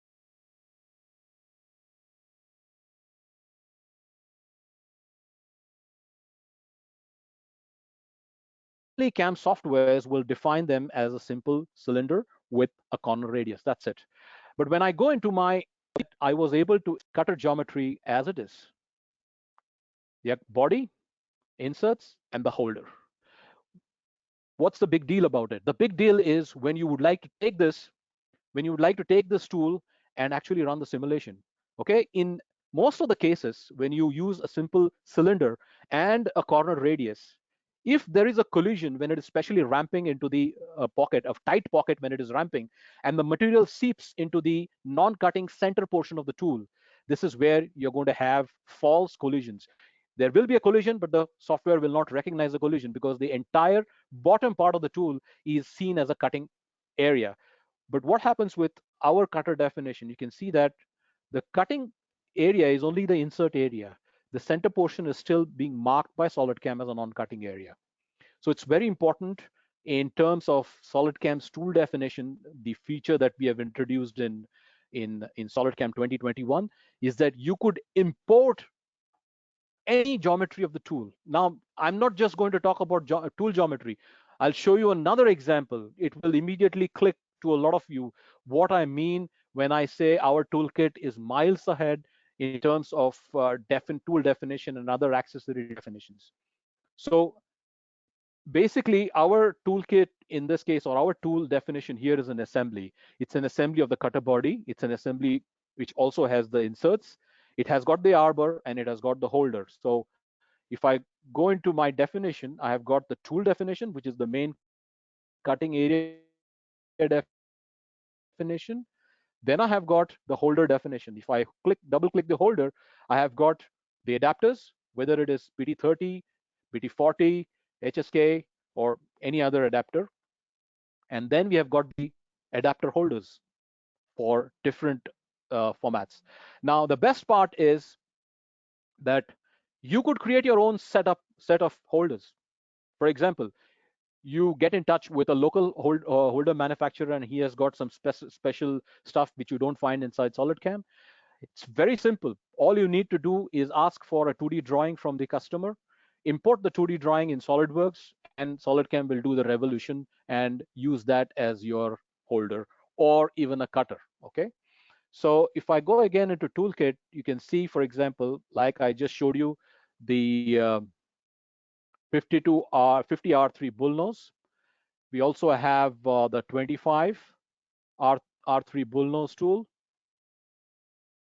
and we have got 16 R2 bullnose and 8 ball nose, again inserted with a single insert in the center. And that's it. So these were also the 12, sorry, 12 also, 12 ball nose. So these were the tool data that was provided to us. So you can import this data into SolidCAM and you can create the programs. The definition will still be bullnose, but the tool that you're going to see will be the one that you imported from Tegutech. So what do we have here? So we have the first definition, or the first uh, the first setup. I would say it's a G55 setup where we have the drilling, first the centering, and then drilling. Now, when we do the drilling or the point identification, how do we do that? If I edit this toolpath and if I say new drilling, so I can define by radius. I can say find all the holes that have got radius of 5 millimeters. Okay, so it will only find the holes that have got radius of 5 millimeters, and you can just do the drilling. Or you could say find all the holes on this particular face. For, let's say I want to do centering. For centering, I don't need to be specific on the diameter. I can just select the face. Okay, include arcs. If I just select the face, you can see immediately it marks all the holes that are there on the part. So I can just go accept this, and this I'm not going to accept. I can go to the technology or select the tool first, then go to the technology and select what drilling type do I need. Do I need a G81 cycle, G83 cycle, G82 cycle, G73 cycle? What kind of a cycle do I need for this particular hole? So I can define that particular cycle, and I can define any additional parameters that would be there for this particular cycle here. For example, the step down, release distance, and whether you want a full retract or not. Okay, based on that, it will generate the cycle. Depending on your machine and the controller, you could have bought additional canned cycles. SolidCAM can have a way in which we can define additional canned cycles inside our post without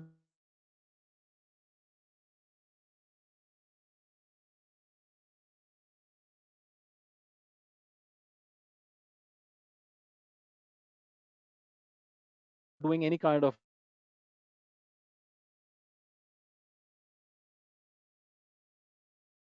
new software development. So this particular part was done completely using iMachining techniques, and then of course, and we created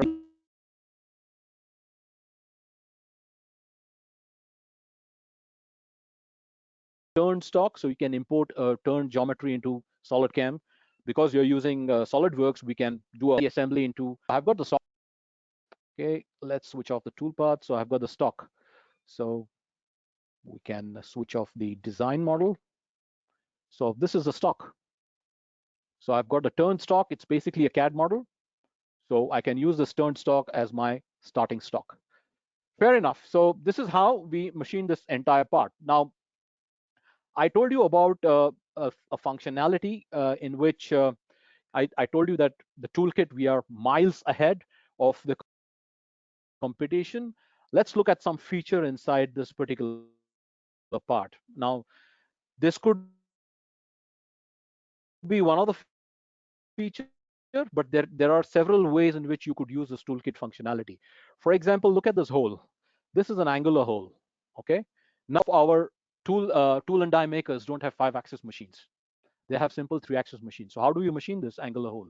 You can always use an angular attachment on a 3-axis machine and machine the hole. Simple. You don't need any complex things. So how do we define angular attachments inside SolidCAM? So I'm going to open another simple file. Just want to show you how the angular attachment works in SolidCAM. I'll open a simple part.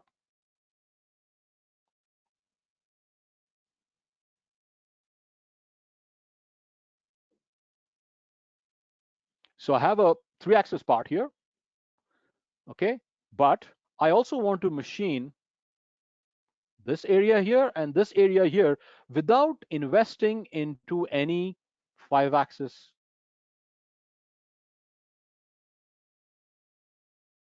operations. All I need is to go into my toolkit, go to the manufacturer of these angular heads and say, hey, can you give me the step file of the angular head? Says yes, and I import the angular head into SolidCAM, create the assembly along with the tool. Okay, mount this angular head on my machine, and all I need to do is to just generate the toolpath here. So if I run the simulation, you can see very quickly that my angular head is already in place. So All you need to do is simply to get the CAD data from the supplier, and you can use the angular head. Why I'm telling this to 3-axis die and mold makers, especially when you're doing molds, you would like to do some holes from the side. Just for that, you take it to a different machine. You could just mount an angular attachment and do those holes. Of course, they cannot be deep holes. Deep holes cannot be done using angular heads, but reasonably long holes can be done using angular head. Milling of the sides can be done using angular head. If the let's say you're doing machining of a core, and the core is a deep core and open from all sides, you could use angular head and machine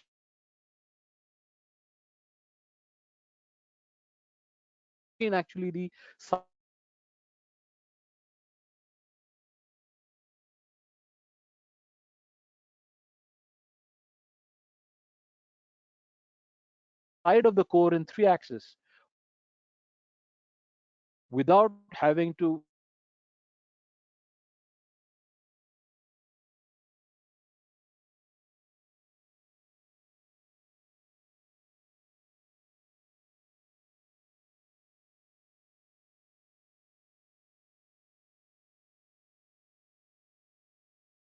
I'm going to show you very quickly another part before we'll open up for questions on our today's webinar. Okay, it's this one. I will open the same part.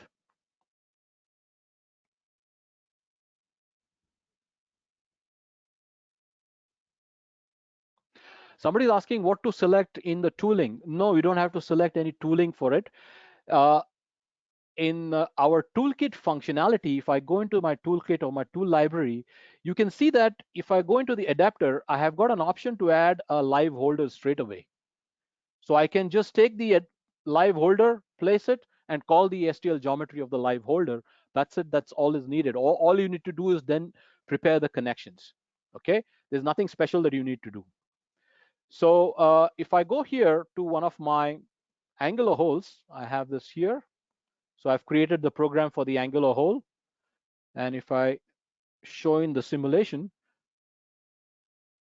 so that's the angular head at that particular angle.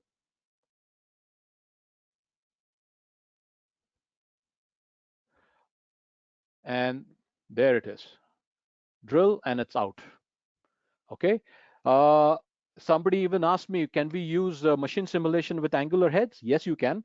You can, this machine, let me just check very quickly whether the part has got an connection, because I did not check if the part did have any machine.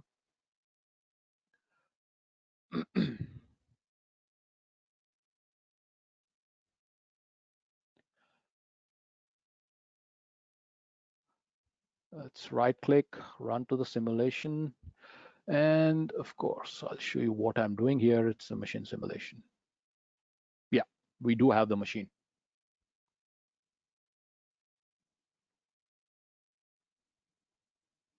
I don't know if this was the right thing to take. May not be. This was not the right one. Let's open the door, because this was not the right. Yeah, that's because we have not provided the setup in this case. Edit. Yeah, we have not given this. Let's say 150.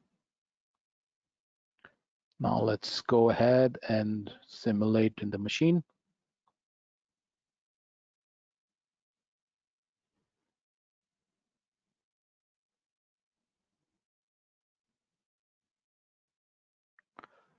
Okay. You can see that I have mounted this on an AMS machine. I've mounted the entire holder along with the angular holder on the spindle, and I can run the simulation very slowly.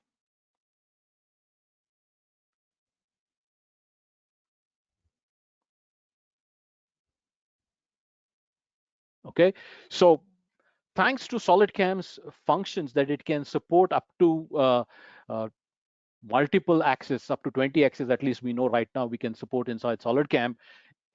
Those functionalities are being translated into a very powerful functions that we have for die and mold makers. Imagine now you had a core and you did not want to, it was a deep core, and instead of using long tools and doing 3-axis machining from the Z direction, you could just use a short tool and go actually in the XZ direction and machine the core.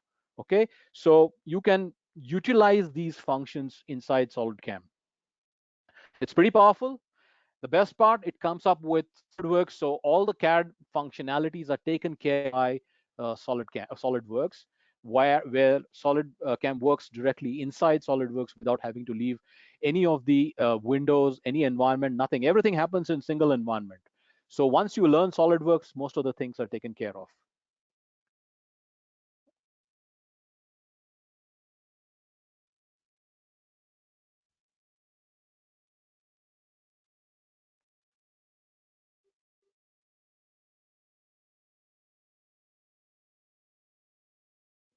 That's it. This is how the part would look like. Right. Let's quickly run the test cases before I'll open up for questions. If anybody has any questions, we have been answering the questions for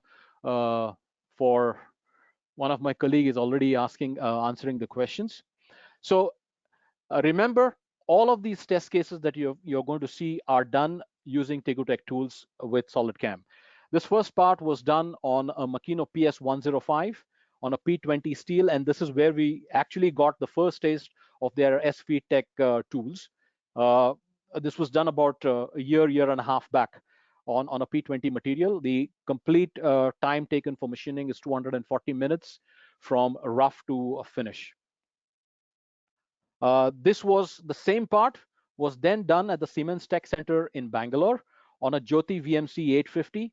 The time taken for machining, again using Tegutech tools, was 300 minutes over here.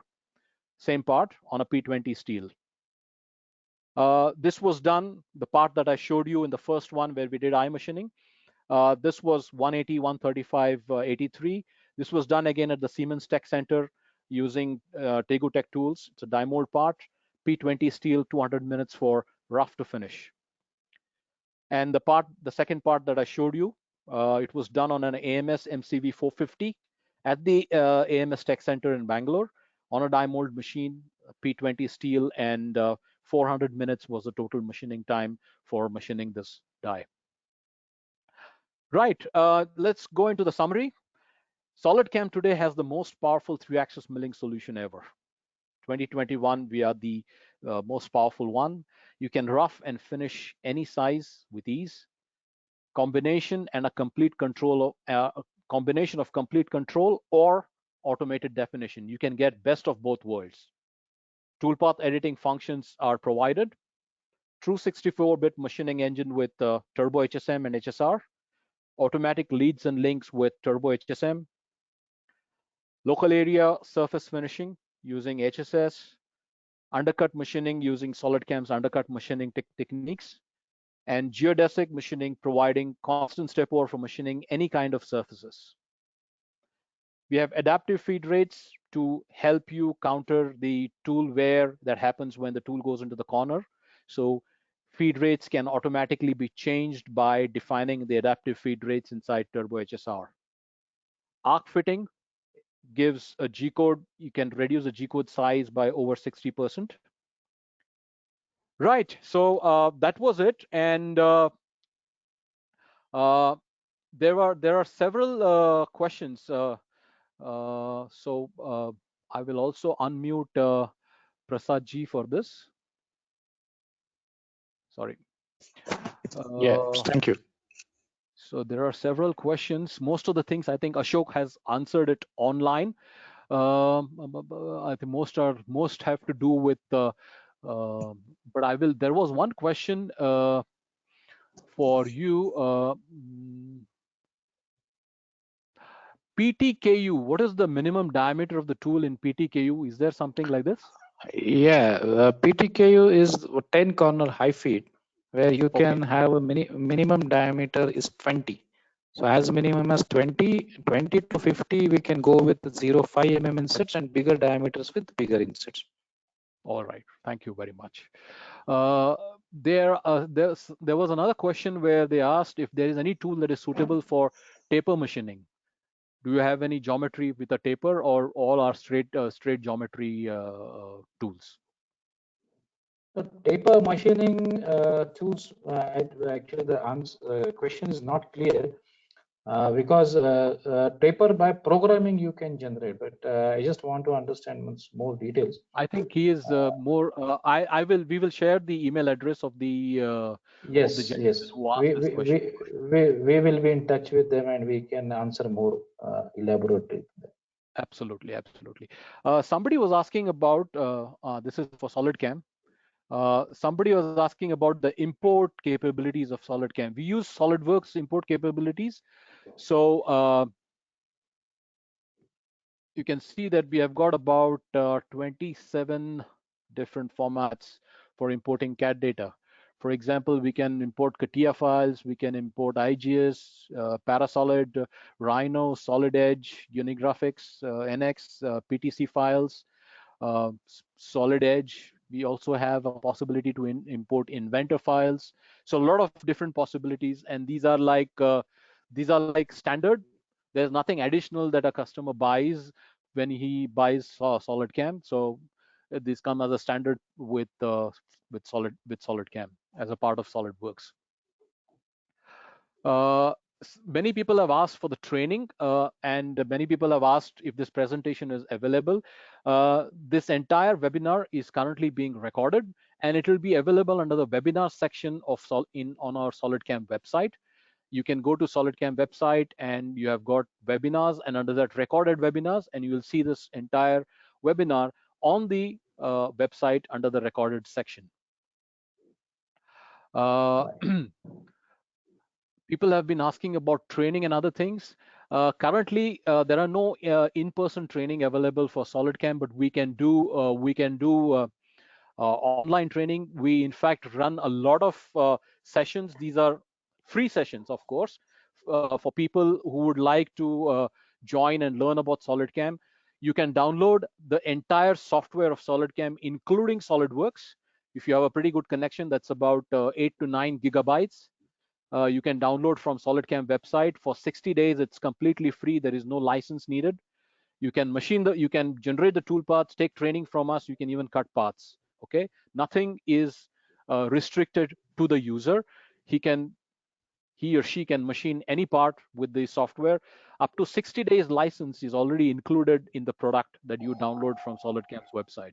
So you can, yes, somebody asked, even the post, yes, we come with standard post processors of Fanuc, Heidenhain, and Siemens. In event you don't have it, please get in touch with us. We will send you. But most important thing is to get trained on the product before you actually go and cut the part. So although the software looks simple, you could probably end up making some silly mistakes, and that could be enough to damage your machine.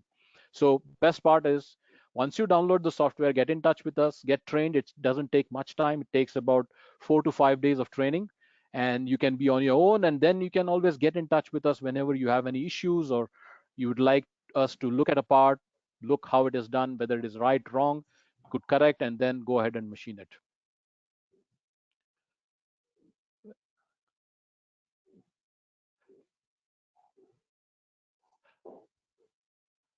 Somebody asked about the angular head in VMC.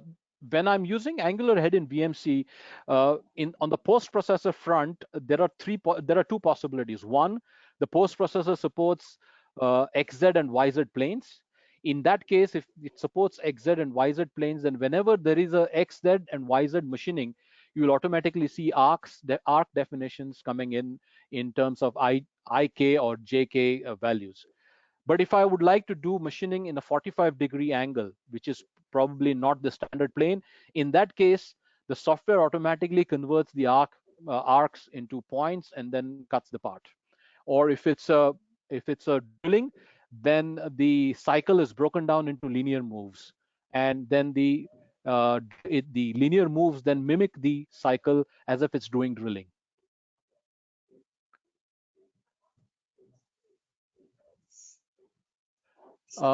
Somebody asked me for we can do a demo for an individual one on, because it's too much cramped in one go.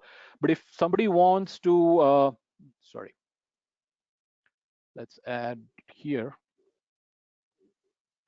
Wants to see the kind of finishing techniques that we have in SolidCAM. These are all the three-axis finishing techniques inside SolidCAM. What I just showed you was one or two of them, but we have quite a lot of them. Like I said, 20 of them in doing finishing. Right from constant Z machining, helical machining to radial machining, spiral, morphed, offset, rest machining, pencil, 3D corner offset, 3D constant step over.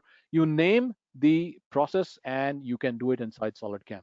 Doesn't matter what kind of process or what kind of a part you are picking up with SolidCAM and SolidWorks. Somebody's asked me about the licensing. The licensing is a perpetual license. It's not a yearly subscription. It's a perpetual license. You buy it once, it's for you for life. Is there SolidCAM certification? I think, Andrew, you need, it depends on which country you are. I think each country has its own certification program. In India, we also do have our certification programs, but it will depend on which country it is from. We can, I think it's there in the UK, it's there in Germany, it's there in Italy also. It depends. In the US also, we have the certification program for people getting trained on SolidCAM. Somebody asked me if you have any probing solution. Yes, we do have. So when I click on the operation, I have got a probing operation here because I've already released the stock.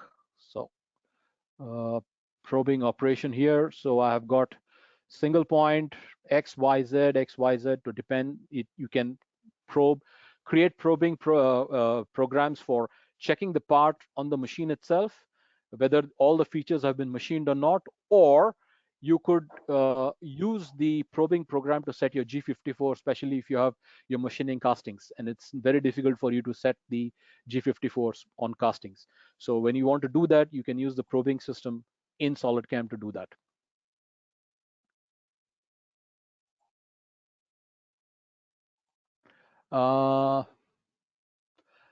I did not understand the question of what is a multi-block feature in SolidCAM. Kishorji, if you can send me an email on what exactly that feature is, I will definitely get back to you with an answer. I did not get it.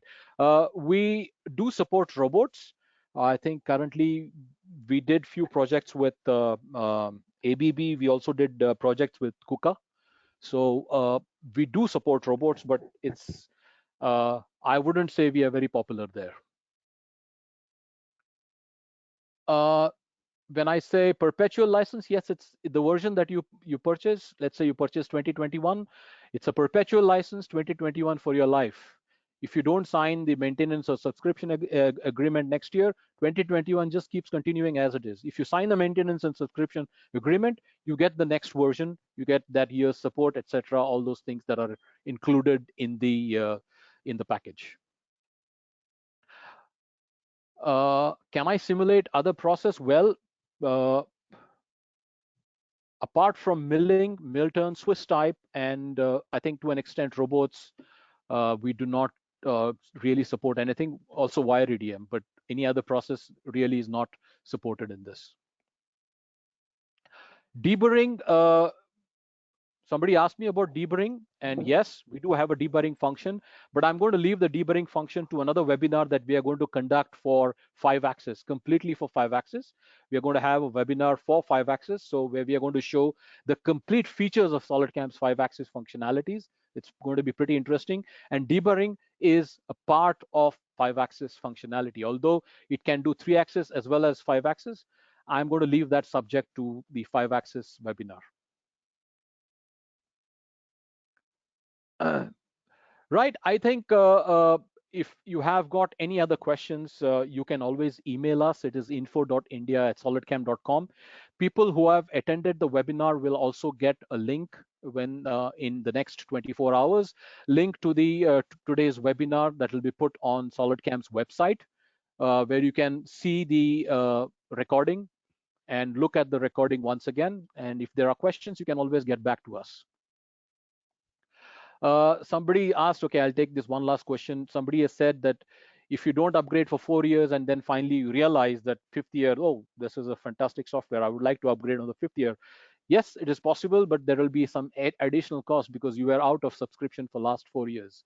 But yes, you can do the you can do like that. You can be out of subscription and then come back onto the subscription. That is perfectly possible. Right. I thank you very much, Prasadji, first of all, for doing such a wonderful Thank webinar. you. Thank you. Thank you to Tegutech also for helping us arrange this webinar.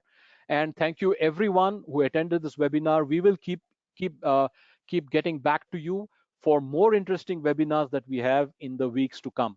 For example, we are going to have something on on 5-axis machining. We are going to have a special webinar only for Swiss type machining.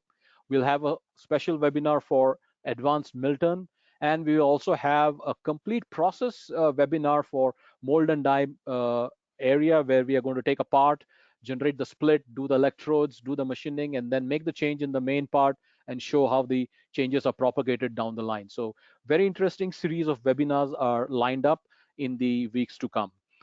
Thank you very much for patiently listening. It was pretty long, almost 2 hours that we have been talking. Thank you, everybody, and have a great weekend and stay safe, stay healthy. Bye-bye. Thank you. Thank you. Bye bye. Thank you. Thank you all.